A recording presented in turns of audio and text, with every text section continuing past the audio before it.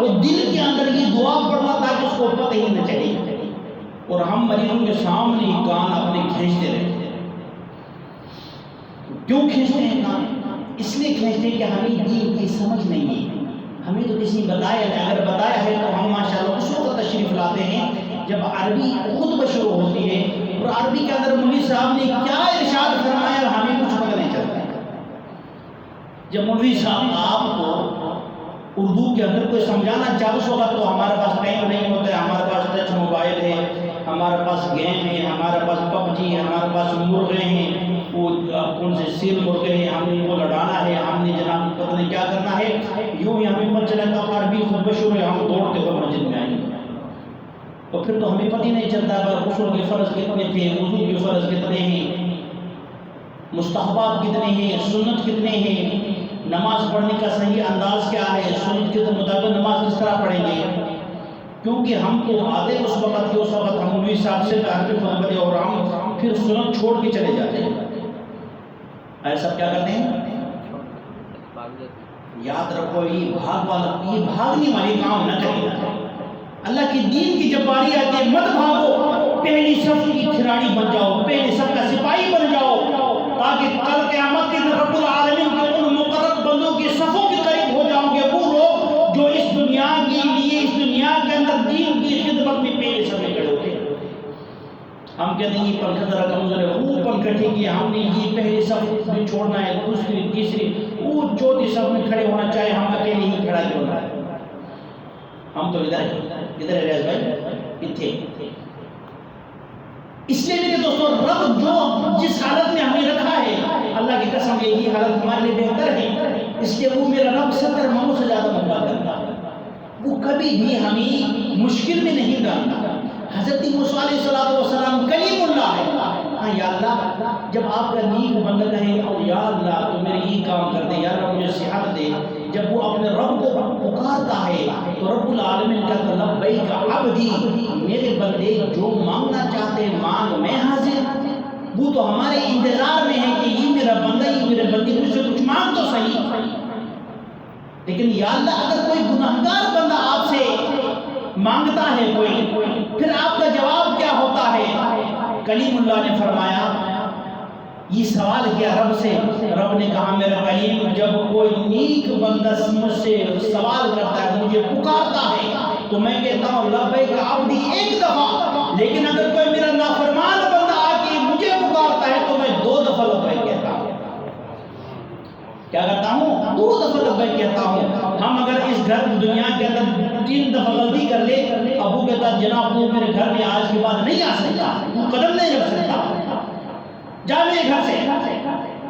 لیکن رب کہتا اگر 100 سال کا بڑا گناہگار جس نے 100 سال تک میرے ساتھ مقابلہ کیا ہے، میرے نافرمانی کی، ایک دفعہ میرے در پہ آ جائے مجھے پکارے تو میں اس کی 100 سال کی گناہوں کو معاف کر دوں۔ وہ تو غنی ہے، اس سے کون پوچھ سکتا ہے؟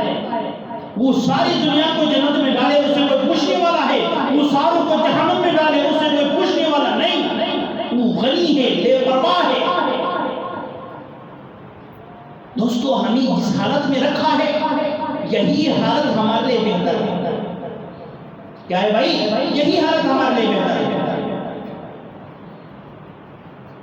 اگر ہمارے لیے کوئی اور حالت بہتر ہوتی تو رب ضرور ہمیں اس حالت میں رکھتا۔ فرمائی الذین آمنوا وعملوا الصالحات وتواصوا بالحق، تو حق کے ساتھ آپ نے ڈٹے رہنا ہے، ثابت قدم رہنا ہے، چاہے مشکلات آ جائے، امتحان آ جائے، جو کچھ ہو جائے، حق سے روگردانی نہیں کرنی۔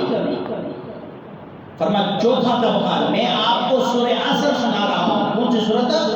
سورۃ العصر سنا نہیں رہا، آپ کو سمجھا رہا ہوں کہ سورۃ العصر کے اندر رب نے ہمارے ساتھ قسم کھا کی، کیا فرمایا؟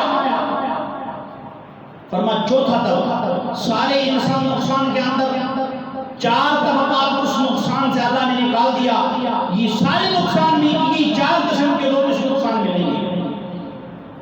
آج اگر ہمارے یہ تھانہ مناوا سے جو یہاں پہ آ جائے، پوری سکیم والے جمع ہو جاؤ، ہمارے پوری سکیم کے اندر یہ 4 بندے صاف شفاف ہے، باقی سب کے اوپر جگہ 102 کا FIR ہے، تو ہمارے کیا حالت ہوگی؟ اور وہ 4 بندے جو نکالا ہے وہ اپنے لیے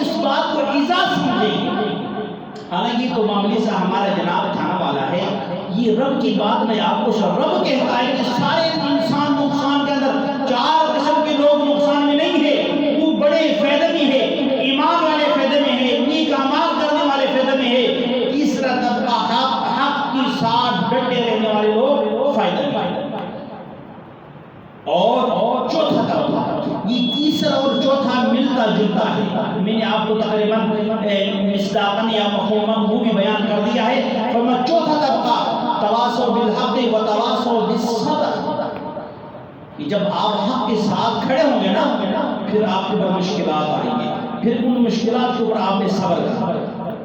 کیا کرنا ہے؟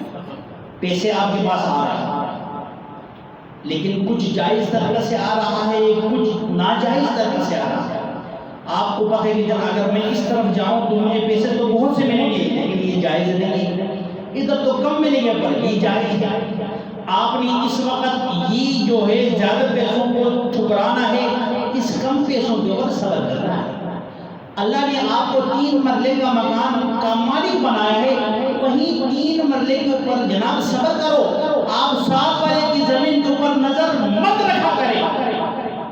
اگر آپ نے ایک اینچ اپنے پڑوسی کی زمین کو اپنے استعمال میں لایا، اللہ کی قسم اس ایک اینچ کے بدلے میں رب العالمین کی 7 زمینوں کے برابر جہنم کا طوق بنا کے تمہارے گردن میں ڈالے گا۔ کیا کرے گا بھائی؟ اور ہم کیا کرتے ہیں جناب؟ ہم تو ماشاءاللہ ادھر ڈھونڈتے پھرتے ہیں، پرانا جنروں سے کانٹیکٹ کرتے ہیں کہ بھائی ہمیں کوئی پرانا رشتہ لاؤ، یہ فلان بیچارہ یتیم ہے، فلان بیوہ ہے، اس کا پلاٹ پہ کوئی آتا نہیں، یار کوئی سسٹم چلاؤ میں اس کے اوپر قابض ہو جاؤں۔ ہم تو ادھر ہے، ہم کدھر ہے بھائی؟ ہم تو اتنے ہیں۔ ہم نے یہ نہیں سوچا کہ میں اس پلاٹ کو، اس زمین کو جو کسی کے ہے، اگر میں ناجائز طریقے سے اپنی ملکیت میں لاتا ہوں، یہ زمین تو بڑا بے وفا ہے، اولاد بھی بڑی بے وفا ہے، اللہ کی قسم یہ ان اولاد کے خاطر میں اپنے لیے جہنم کما رہا ہوں۔ آپ نے صبر کرنا ہے، جو اللہ نے تمہیں جس حالت میں رکھا ہے ادھر صبر کرو، آگے پیچھے تجاوز کرنے کی کوشش نہ کرے۔ دنیا بے وفا، دنیا کے اندر رہنے والے لوگ بے وفا، اولاد بے وفا۔ اس دور میں وفادار سے وفادار اولاد اپنے ماں باپ کو بخش کے 1 سال یاد کرنا، یا اللہ میرا وہ کی مغفرت کر دیا، ہمیں کی مغفرت کر دو۔ اچھے سے اچھی اولاد 1 سال کے بعد ماں کو بھول جاتے ہیں۔ تو اب جو باپ نے قربانی دیا ہے آپ کے لیے، آپ کو جوان بنایا، پھر آپ کے اندر طاقت آیا اور باپ کا کمر جھک گیا، آپ کی مسائل حل کرتے کرتے ابو کا کمر اس طرح بن گیا، تو اس بڑھاپے کے عالم میں اولاد باپ کے سامنے اس طرح اکڑ جاتا ہے۔ ابو تجھے کچھ سمجھ نہیں آتا ہے۔ جس باپ نے اس کو چلنا سکھایا تھا انگلی پکڑ کر کے، آج ہی 24 سال باپ کے سامنے آ کر دکھاتا ہے۔ آج اولاد ہوتے ہوئے باپ ماں کسی اور کے گھر میں زندگی گزارنے، اپنی گھر کے اندر رکھنے کے لیے اس دور کے اندر بدبخت اولاد تیار نہیں ہے۔ بھائی یہ آفت، یہ مشکلات، یہ عذاب نہ آئے تو اور کیا ہے؟ جس کے اولاد ہوتے ہوئے ماں باپ کھانے کے لیے ٹھوکرے کھاتے پھرے، اللہ کی قسم میں کہتا ہوں قیامت تو آنا چاہیے بھائی۔ ایک دفعہ اگر ماں باپ کا دل اولاد کی وجہ سے دکھا اور اگر اس کی آہ نکل گئی تو رب العالمین کا عرش ہل جاتا ہے۔ اور ہم نے دیکھا ہے اولاد کو اپنے باپ کی چیخیں نکلواتے ہیں، نکل جائے میرے گھر سے، مجھے سمجھ نہیں ہے، تم نے ہمارا سکون خراب کر دیا۔ یہ صبر نہیں، صبر تو یہ ہے کہ اللہ نے ماں باپ کا الگ حق رکھا ہے، بیوی کا الگ حق ہے، بچوں کا الگ حق ہے، ہر ایک کو اپنی حقوق میں رکھے، اپنے حدود میں رکھے۔